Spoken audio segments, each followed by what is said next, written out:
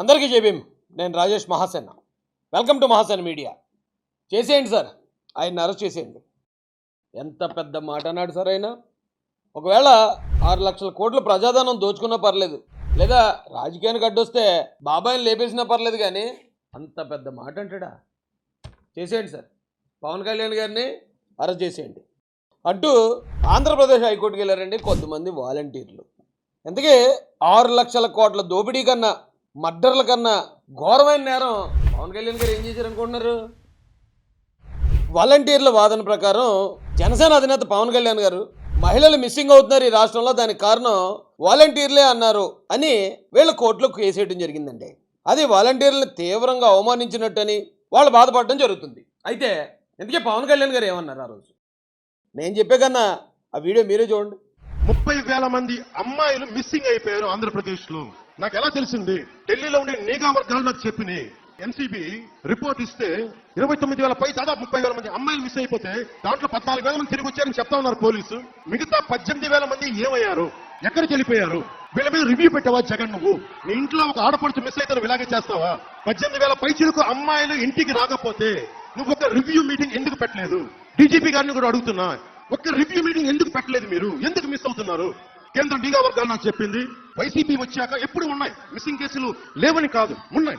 ఇంత స్థాయిలో ఎందుకు ఉన్నాయంటే వాళ్ళు ఒక అబ్జర్వేషన్ చెప్పారు. ప్రతి ఊర్లో వైసీపీ ఈ వాలంటీర్స్ టీమ్ ని పెట్టారు.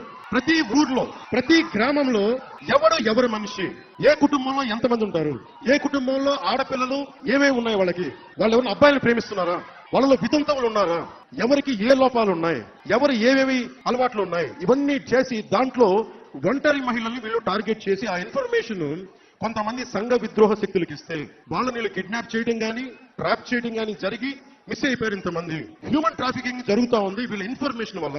దాంట్లో వైసీపీ ప్రభుత్వంలో ఉన్న చాలా మంది పెద్దల హస్తం ఉంది. ఇది నాకు కేంద్ర నిఘా వర్గాలు చెప్పి ఆంధ్రప్రదేశ్ ప్రజలకి, యువతకి, ఆడపడుచులకి అందరికీ చెప్పమని నాకు చెప్పారు. అందుకని చెప్తున్నాను ఈరోజు. ఇప్పుడు చాలా మంది వైసీపీ నాయకులు విమర్శిస్తున్నట్టు 30,000 మంది మిస్ అయిపోయారు, 30,000 మంది మిస్ అయిపోయారు అని పవన్ కళ్యాణ్ అన్నారు ఆ రోజు అని చాలా మంది విమర్శిస్తున్నారు. కానీ ఆయన ఏమన్నాడు? 30,000 మంది మిస్ అయిపోతే దానిలో 14,000 మంది మళ్ళీ ఇంటికి చేరుకున్నారు, ఇక 16,000 మంది ఆచూకీ తెలియలేదని కేంద్ర నిఘా వర్గాల్లో చెప్పాయి. పోనీ ఆ 16,000 మందినన్నా వాలంటీర్లు ఎత్తిపోయారు అన్నాడా? ఆ మాట కూడా ఆయన అనలేదు. ఆయన ఏమన్నాడంటే వాలంటీర్లు తీసుకునే ఇన్ఫర్మేషన్, పర్సనల్ ఇన్ఫర్మేషన్ ఏదైతే ఉందో, వాళ్ళు ఏ పార్టీకి చెందినోడు, ఏ ఉద్యోగం చేస్తున్నాడు, ఏ కులానికి చెందినోడు, ఇందులో ఒంటరి మహిళలు ఎంతమంది ఉన్నారు, ఎవరెవరితో ప్రేమలో ఉన్నారు, ఎవరెవరితో అక్రమ సంబంధాల్లో ఉన్నారు, ఈ ఇన్ఫర్మేషన్ అంతా అడిగారు ఆ రోజున వైసీపీ గవర్నమెంట్. ఆ ఇన్ఫర్మేషన్ అంతా పాపం అమాయకులని వాలంటీర్లతో సేకరిస్తున్నారు. వీళ్ళు ఇచ్చిన ఇన్ఫర్మేషన్ ఆధారం చేసుకుని ఎవరైతే ఒంటరి మహిళలు ఉన్నారో, ఎవరైతే ఈజీ టార్గెట్ ఉన్నారో వాళ్ళని సంఘ విద్రోహ శక్తులు టార్గెట్ చేసాయి అన్నాడు. అసలు ఈ వీడియో వినిపిస్తే చాలు హైకోర్టు వారికి వాళ్ళు ఇదేం కేసురా బాబు అని చెప్పి ఈ కేసు వేసిన వాళ్ళకి చివాట్లు పెడతారు. ఆ వీడియో మొత్తం చూడండి. ఆయన ఎక్కడ కూడా వాలంటీర్లు అమ్మాయిలను ఎత్తిపోయారని మాత్రం ఎక్కడ అనలే. ఆయనకి కేంద్ర నిఘా వర్గాల్లో ఉన్న ఎవరో అధికారి ఇలా జరుగుతుంది మీ ఏరియాలో, ఒకసారి దాని మీద దృష్టి పెట్టండి, ప్రజలకు తెలియజేయండి అన్నాడట. అదే తెలియజేశాడు ఆయన. ఆయన ఎక్కడ కూడా జగన్మోహన్ రెడ్డి గారు 16,000 మందిని ఉమెన్ ట్రాఫికింగ్ చేశాడు అన్నాడా? లేదా వైసీపీ నాయకులు ఎవరి పేరైనా చెప్పన్నారా? లేదా వాలంటీర్లు ఎత్తిపోయారు అన్నాడా? ఏమనలే. కానీ మన రాష్ట్రంలో మహిళలు అదృశ్యం అవుతున్నారు. జాగ్రత్తగా ఉండాలి, అప్రమత్తంగా ఉండాలి. ప్రభుత్వం డీజీపీని పిలిచి ఒక రివ్యూ మీటింగ్ కండక్ట్ చేయండి, ఇందులో వాస్తవాలు ఎంత ఉన్నాయో తేల్చండి అని ప్రభుత్వానికి ఒక సూచన చేయడం కూడా నేరమా? పవన్ కళ్యాణ్ గారు వాలంటీర్లు ఏమనలేదు, కానీ కొందరు వాలంటీర్లు అలా బిహేవ్ చేసిన వాళ్ళు కూడా ఉన్నారు. ఆ కాలంలో ప్రేమ పేరుతో అమ్మాయిని తీసుకెళ్ళిపోయాడు, వృద్ధురాల దగ్గర పెన్షన్ కొట్టేశాడు, లేదా ఇంకోటి చేశాడు, వివాహిత మహిళని లేపుకెళ్ళిపోయాడు. ఇలాంటి వార్తలు చాలా చూసేవాళ్ళం అప్పట్లో మనం.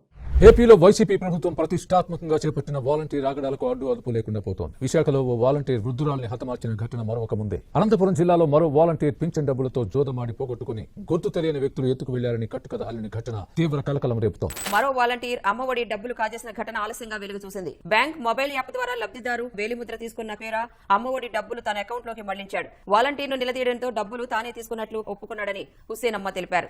భర్త పొట్టకుటి కోసం కువైట్ వెళ్లాడు. దాంతో ఆ గ్రామ వాలంటీర్ ఒంటరిగా గా ఉన్న అతని భార్యపై కన్నేశాడు. పథకాలలో ఇల్లు ఇప్పిస్తానని మాయమాటలు చెప్పి భార్యను లోబర్చుకునే ప్రయత్నం చేశాడు. అయితే భర్త కువైట్ నుంచి తిరిగి వచ్చాడు. వాలంటీర్ తనపై అఘాయిత్యాల గురించి భర్త వెళ్లి పోలీసులకు చెప్పగా పోలీసులు వాలంటీర్ ని పిలిచి మందలించి పంపించారు. దాంతో ఆ వాలంటీర్ భర్తపై పగ పెంచుకున్నాడు. అనుకున్నట్లే ఆ భర్తని హతమార్చాడు. భార్య ఇచ్చిన కంప్లైంట్ తో పోలీసులకి దొరికిపోయాడు. వాలంటీర్ ఓ మైనర్ బాలికపై కన్నేశాడు. రాత్రి మైనర్ బాలిక తల్లి ఓ ఫంక్షన్ కి వెళ్లిన సమయంలో బాలికపై అత్యాచారానికి యత్నించాడు. బాలిక కేకలు వేయడంతో వాలంటీర్ అక్కడి నుండి పరారయ్యాడు. బాలిక తల్లి ఫిర్యాదుతో కేసు నమోదు చేసిన పోలీసులు వాలంటీర్ ని అరెస్ట్ చేశారు.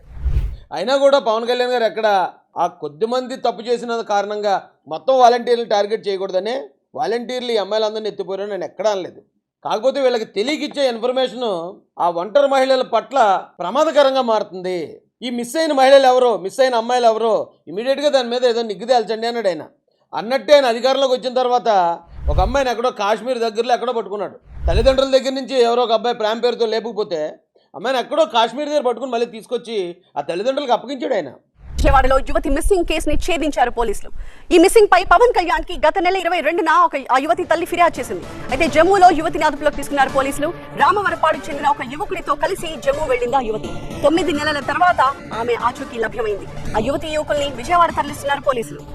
అయితే అదే వీడియోలో ఆయన అన్నాడు, ఈ మిస్సింగ్ కేసులని ఏ గవర్నమెంట్లో అన్నా జరుగుతాయి, మేము కాదని అంటలేదు అని కూడా చెప్పాడు. ఎప్పుడు ఉన్నాయి మిస్సింగ్ కేసులు, లేవని కాదు, ఉన్నాయి. అయితే కొందరు వైసీపీ నాయకుల వాదన ప్రకారం అంతమంది మిస్ అవ్వలేదు, 16,000 మంది కాదు 10,000 మంది అయ్యారు, 5,000 మంది అయ్యారు అంటున్నారు. ఓకే, అవి మీరు ఎలా చెప్పగలుగుతున్నారు? నమోదైన కేసుల ప్రకారం మీరు చెప్తారు అంతే కదా. అంటే ఎన్ని కేసులు నమోదయ్యాయి మిస్సింగ్ కేసులను చూసి చెప్తున్నారు. మరి కేసులు పెట్టనోళ్ళ సంగతి, కేసు పెట్టిన ఎఫ్ఐఆర్ అవ్వనోళ్ళ సంగతి, అవన్నీ తీస్తే అంతే ఉంటాయి. ఆ రోజు వచ్చిన ఇన్ఫర్మేషన్ మాత్రమే ప్రభుత్వానికి తెలియజేసి ఇలా ప్రమాదకరంగా ఉంది రాష్ట్రం, ఒకసారి మీరు దృష్టించండి అని మాత్రం చెప్పాడు ఆయన. దాన్ని పట్టుకుని ఆయన మీద కేసు పెట్టి ఆయన అరెస్ట్ చేయమంటాడండి. ఈ వైసీపీ వాళ్ళు కళ్ళు ఎలా ఉన్నాయంటే సడన్గా రాష్ట్రపతి పాలన వచ్చేస్తే బాగుండు, దానికోసం ఎక్కడెక్కడో చిన్న చితగా నేరాలను కూడా పట్టుకెళ్ళి జగన్మోహన్ రెడ్డి గారు ఏకంగా ఢిల్లీలో ధర్నా చేసి మాకు రాష్ట్రపతి పాలన కావాలని చెప్పి పాపం ప్రయత్నం చేశారు. అది ఎలా సాధ్యం అండి? 4 బోట్లు వదిలేసి డ్యామ్ను పగలు కొడితే మొత్తం అంతా మునిగిపోతారు, అప్పుడు రాష్ట్రపతి పాలన వచ్చేస్తుందని కూడా ఆ మధ్యలో ప్రయత్నించారని ప్రజలందరూ అనుకున్నారు. ఇలాంటి మెరుపుకళ్ళకంటూ సమయం వృధా చేసుకుంటున్నారు వైసీపీ వాళ్ళు. మరో మెరుపుకలు ఏంటంటే జమిలీ ఎలక్షన్ వచ్చేస్తుంది, 2027కి మొత్తం ఈ గవర్నమెంట్ కూలిపోద్ది, మళ్ళీ కొత్తగా ఎలక్షన్ వచ్చేద్దని అదొక ఆశలో ఉన్నారు. నిన్న చంద్రబాబు గారు ఆశ మీద కూడా నీళ్లు జల్లేశారు. ఒకవేళ జమిలీ ఎలక్షన్ వచ్చినా కూడా ఆంధ్రప్రదేశ్లో ఎలక్షన్ 2029 అబ్బాయి, మీరు అప్పుడు దాకా సిద్ధంగా ఉండండి అని చెప్పాడు ఆయన. జమిలీ ఎన్నికలకు సంబంధించి సీఎం చంద్రబాబు చేసిన కీలక వ్యాఖ్యలకు సంబంధించి బ్రేకింగ్ చూస్తున్నాం. జమిలీ అమల్లోకి వచ్చినా సరే ఎన్నికలు జరిగేది 2029లోనే, వన్ నేషన్ వన్ ఎలక్షన్ కు ఇప్పటికే మా మద్దతు ప్రకటించామంటూ చంద్రబాబు వ్యాఖ్యానించారు. వైసీపీ జమిలీపై అవగాహన లేక ఏది పడితే అది మాట్లాడుతోంది. వైసీపీ చేసే డ్రామాలు చూసి ప్రజలందరూ కూడా నవ్వుకుంటున్నారంటూ చంద్రబాబు కీలక వ్యాఖ్యలు చేశారు. ఇక మూడో మెరుపుకలు ఏంటంటే చంద్రబాబు నాయుడు గారిని అరెస్ట్ చేయించేస్తే బాగుండు, పవన్ కళ్యాణ్ గారిని అరెస్ట్ చేయించేస్తే బాగుండు, లోకేష్ గారిని అరెస్ట్ చేయించేస్తే బాగుండు అని చెప్పి ఇంకో మెరుపుకల. వాళ్ళని అరెస్ట్ చేయడానికి వాళ్ళు ఏమైనా తప్పు చేశారా, వాళ్ళు ఏమైనా నేరాలు చేశారా, లక్షల కోట్లు ఏమైనా దోచుకున్నారా? అవన్నీ చేసిన వాళ్ళే 11 సంవత్సరాల నుంచి బెయిల్ మీద బయట తిరుగుతున్నారు కదా. ఆశకు అద్దుండాలి, సిగ్గుండాలి.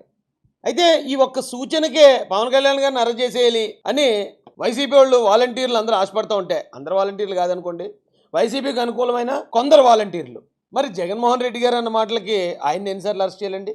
ఇక్కడైతే ఉన్న మాటే చెప్పారు పవన్ కళ్యాణ్ గారు. అది కూడా జగన్మోహన్ రెడ్డి మరొకళ్ళు ఆడపిల్లల్ని ఎత్తుకుపోయారని విమర్శించలేదు. ఇలా జరుగుతుందట, ఒకసారి దీని మీద ప్రభుత్వం దృష్టి సారించండి అని మాత్రమే సూచన ఇస్తేనే పవన్ కళ్యాణ్ గారిని అరెస్ట్ చేసేయాలంటే, మరి జగన్మోహన్ రెడ్డి గారు తాతను చంపింది, జగన్మోహన్ రెడ్డి గారి తండ్రిని చంపింది, జగన్మోహన్ రెడ్డి గారి బాబాయిని చంపింది, అలాగే జగన్మోహన్ రెడ్డిని కోడికత్తుతో చంపాలనుకున్నది కూడా నారా చంద్రబాబు నాయుడు గారే అని నిస్సిగ్గుగా జగన్మోహన్ రెడ్డి గారు ఒక అబద్ధం చెప్పారు. ఎంత దారుణంగా జరుగుతూ ఉన్న ఈ రాష్ట్రంలో రాజకీయాలంటే మొట్టమొదటిగా మా తాతని చంపారు. ఆ రోజు ముఖ్యమంత్రిగా ఉన్న వ్యక్తి ఇదే చంద్రబాబు నాయుడు గారు. ఆ తర్వాత మా నాన్నని చంపారు. దాని తర్వాత నన్ను చంపాలని ప్రయత్నం చేశారు. 3 చోట్ల చూస్తే 3 చోట్ల ఒకే ఒక వ్యక్తి కనిపిస్తాడు, చంద్రబాబు నాయుడు గారు. నాన్నగారు ప్రతిపక్షంలో ఉన్నప్పుడు రాజారెడ్డి గారు అబ్బని చంపినప్పుడు చంద్రబాబు నాయుడే. నాన్నగారు హెలికాప్టర్ క్రాష్లో చనిపోయినప్పుడు అసెంబ్లీలో అన్న మాటలు చంద్రబాబు నాయుడు గారే. నా మీద దాడి జరిగినప్పుడు చంద్రబాబు నాయుడు గారే ముఖ్యమంత్రిగా ఉన్న వ్యక్తి. మళ్ళీ ఇవాళ చిన్నాన్న మీద దాడి జరిగిన నేపథ్యంలో ముఖ్యమంత్రిగా ఉన్న వ్యక్తి మళ్ళీ చంద్రబాబు నాయుడు గారే. ఎక్కడ చూసినా కూడా కాన్స్పిరసీ థియరీ కనిపిస్తూ ఉంది. ఒక ఘోరమైన తప్పుడు ఆరోపణ చేశారు. అది తప్పు అబద్ధం అని ప్రజలందరికీ తెలుసు. తర్వాత సిబిఐ కూడా తెలియజేసింది. సాక్షి పేపర్లో నారాసుర రక్త చరిత్ర అని రాసేశారు డైరెక్ట్గా పేపర్లోనే. మరి వీళ్ళని ఎన్నిసార్లు అరెస్ట్ చేయాలి? వీళ్ళని ఏ జైల్లో పెట్టాలి? ఎలక్షన్కి ముందు తిరుమల తిరుపతి దేవస్థానంలో పింక్ డైమండ్ ఉండేది. ఆ పింక్ డైమండ్ నారా చంద్రబాబు నాయుడు గారు పట్టుకుపోయారని రాష్ట్రం అంతా కథలుగా చెప్పుకుని తిరిగారు వైసీపీ వాళ్ళు. గుప్త నిధుల విషయంలో చంద్రబాబు నాయుడు మీద తీవ్రమైనటువంటి ఆరోపణలు వైఎస్ఆర్ కాంగ్రెస్ పార్టీ చేస్తోంది. గుప్త నిధులు తవ్విన తర్వాత వచ్చినటువంటి ఆభరణాలు చంద్రబాబు నాయుడు ఇంట్లో ఉన్నాయని చెప్పి తీవ్రమైన ఆరోపణలు చేస్తున్నటువంటి క్రమంలో ఆయన ఇంట్లో సోదాలు చేయాలంటున్నారు. మరి దానికి ఎవరిని అరెస్ట్ చేయాలి? 31 మంది డిఎస్పీలకి ప్రమోషన్లు వస్తే 31 మంది కూడా కమ్మ కులస్తులే అని మరో తప్పుడు ప్రచారం, పచ్చబద్ధం ప్రజలకు అందరికీ చెప్పుకుని తిరిగారు. ఎన్నికల్లో పోలీస్ యంత్రాంగాన్ని దుర్వినియోగం చేసేందుకు చంద్రబాబు ప్రభుత్వం ప్రయత్నిస్తోందని జగన్ ఆరోపించారు. ఒకే సామాజిక వర్గానికి చెందిన 35 మంది సీఐలను డీఎస్పీలుగా ప్రమోట్ చేశారని చెప్పారు. చంద్రబాబు తన సామాజిక వర్గానికి చెందిన వ్యక్తుల్ని కీలక పోస్టుల్లో ప్రమోట్ చేస్తున్నారని ఆరోపించారు. మరి మిమ్మల్ని ఏం చేయాలి? అమరావతి భూముల కొనుగోలులో ఇన్సైడర్ ట్రేడింగ్ జరిగింది. తెలుగుదేశం పార్టీ వాళ్ళు, ముఖ్యంగా కమ్మ కులస్తులు తక్కువ రేట్లకి అక్కడ ఉన్న రైతుల దగ్గర భూములన్నీ కాజేశారని చెప్పి బేభత్సమైన ప్రచారం జరిగింది. మాలాంటి వాళ్ళని కూడా నమ్మాం. రాజధాని ప్రకటన ముందస్తు సమాచారంతో భూములను కొనుగోలు చేసినట్లు టీడీపీ నేతలే బినామీ పేర్లతో కొనుగోలు చేశారని, లంక, పోరంబోకు ప్రభుత్వ భూముల రికార్డుల్లో అక్రమాలు జరిగాయని, భూ సమీకరణ కోసం రికార్డులను తారుమారు చేశారని, ఇన్సైడర్ ట్రేడింగ్ పై తెల్ల రేషన్ కార్డుదారులను బినామీలుగా పెట్టుకుని భూములు కొన్నట్లు, ఇన్సైడర్ ట్రేడింగ్ ద్వారా మొత్తం 4070 ఎకరాలను కొనుగోలు చేసినట్లు లెక్కలు వేసింది.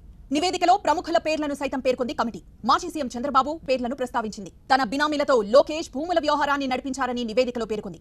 కానీ 5 సంవత్సరాలు జగన్మోహన్ రెడ్డి పరిపాలనలో కనీసం ఒక అరెకరాన్ని కూడా నిరూపించలేకపోయారు టీడీపీకి చెందిన కమ్మ కులస్తులు కొన్నారు అని. మరి దానికి వీళ్ళని ఎన్ని సంవత్సరాలు జైలు పెట్టాలండి? పవన్ కళ్యాణ్ గారిని ప్యాకేజ్ స్టార్ అంటూ ఉండేవారు. అలాంటి ఈ దత్తపుత్రుడు, అలాంటి ఈ ప్యాకేజీ స్టారు మరి ఈయన ప్యాకేజ్ స్టార్ అనకుండా ఏమంటారు అనేది మీరే చెప్పాలి. ఆయన చంద్రబాబు నాయుడు దగ్గర ప్యాకేజ్ తీసుకుని రాష్ట్ర రాజకీయాలు చేస్తున్నాడు. ఒకసారి కాదు 100 సార్లంట ఈజ్ ఎ ప్యాకేజ్ స్టార్. అప్పటికి పవన్ కళ్యాణ్ గారు ఒకసారి చెప్పు తీసి కొడతాను ఎదవల్లారని చెప్పు చూపించి వార్నింగ్ ఇచ్చిన తర్వాత కూడా ప్యాకేజ్ స్టార్ అంటూ తిరిగారు. మరి ఆయన ప్యాకేజ్ తీసుకున్నట్టు ఎవడు చూశాడు? అలాంటి అబద్ధ ప్రచారం చేసిన వాళ్ళని ఈడ్చుకెళ్ళి ఏ జైల్లో పెట్టాలి? మరి ఆయన దత్తపుత్రుడు అనేవారు జగన్మోహన్ రెడ్డి గారితో సహా. చంద్రబాబు నాయుడు గారు దత్తత తీసుకోవడం మీరు చూసారా? చంద్రబాబు నాయుడు గారి ఆస్తిలో కానీ, చంద్రబాబు నాయుడు గారి హక్కుల్లో కానీ ఆయనకి ఏమైనా వాటా ఇచ్చారా? ఏ ఆధారం లేకుండా దత్తపుత్రుడు అని పవన్ కళ్యాణ్ గారిని అంత చులకం చేస్తూ మాట్లాడిన మిమ్మల్ని ఎన్ని కేసులు పెట్టాలి, ఎన్ని సంవత్సరాలు జైల్లో పెట్టాలి? మీరైతే లేని అబద్ధాలు కూడా చెప్పేస్తారు. కనీసం సిగ్గు ఎగ్గు లేకుండా పచ్చి అబద్ధాలు మాట్లాడతారు. కానీ పవన్ కళ్యాణ్ గారు ఉన్న మాట అంటే అది కూడా ప్రభుత్వానికి ఒక సూచన చేస్తే దాని మీద కేసులు ఎట్టేస్తారా? ఆయన జైల్లో పెట్టించేస్తారా? పెట్టేయండి సార్, చేసేయండి సార్, అరెస్ట్ చేసేయండి. పవన్ కళ్యాణ్ గారిని అరెస్ట్ చేసి ఇక్కడ కాదు అండమాన్ నికోబార్ జైలుకి పంపించేయండి. ఇందుకే వాలంటీర్లో కొంతమంది బాధ ఏంటంటే మాకు 10,000 జీతం ఇస్తానన్నారు కానీ మమ్మల్ని విధుల్లోకి తీసుకోలేదు అనే బాధ కొద్దిమందిలో ఉంది. నిజానికి ఆ వాలంటీర్లకు నష్టం చేసింది చంద్రబాబు నాయుడు గారు, పవన్ కళ్యాణ్ గారు, లోకేష్ గారు కాదండి, వైసీపీ వాళ్ళే. ఎందుకంటే ఇప్పుడున్న వాలంటీర్లు అందరూ వైసీపీ కార్యకర్తలే అని విజయసాయి రెడ్డి లాంటి వ్యక్తులే పబ్లిక్గా ప్రకటన చేశారు. మరి వైసీపీ కార్యకర్తలకి కూటమి ప్రభుత్వం ఎలా ఉద్యోగాలు ఇస్తుంది? దీనికి బాధ్యులు వైసీపీ నాయకులు. మీరు వాళ్ళని అడగాలి, ఎందుకయ్యా మా మీద వైసీపీ అని ముద్ర వేశారు, మీ వల్లే మా జీవితాలు నాశనం అయిపోయాయని మీరు వెళ్ళి వైసీపీ నాయకులు ఇళ్ల ముందు ధర్నాలు చేయాలి. దాంతోపాటు వైసీపీ వాళ్ళు మీతో చేయించిన పనులు ఎలాంటివి ఒకసారి ఆలోచించుకోండి. చంద్రబాబు నాయుడు గారు మీటింగ్ జరుగుతుందంటే, లోకేష్ గారు యువగాలం పాదయాత్ర వస్తుందంటే, పవన్ కళ్యాణ్ గారు వారాహి యాత్ర వస్తుందంటే అక్కడికి ప్రజలను ఎవరిని వెళ్ళనివ్వకుండా ఇంటింటికి తిరిగి బెదిరించారు. బెదిరించమని మీకు పైనుంచి ఆర్డర్స్ వచ్చాయి. అదే జగన్మోహన్ రెడ్డి గారి సిద్ధం సభలకి రాకపోతే మీకు వచ్చిన ఇళ్ల స్థలం రద్దు అయిపోద్ది, మీ పథకాలు రద్దు అయిపోతాయి, మీకు అమ్మఒడి రాదని చెప్పి బెదిరించి మరి ప్రజల్ని వైసీపీ మీటింగ్లకు తరలించేవారు. ఇదే వాలంటీర్లు.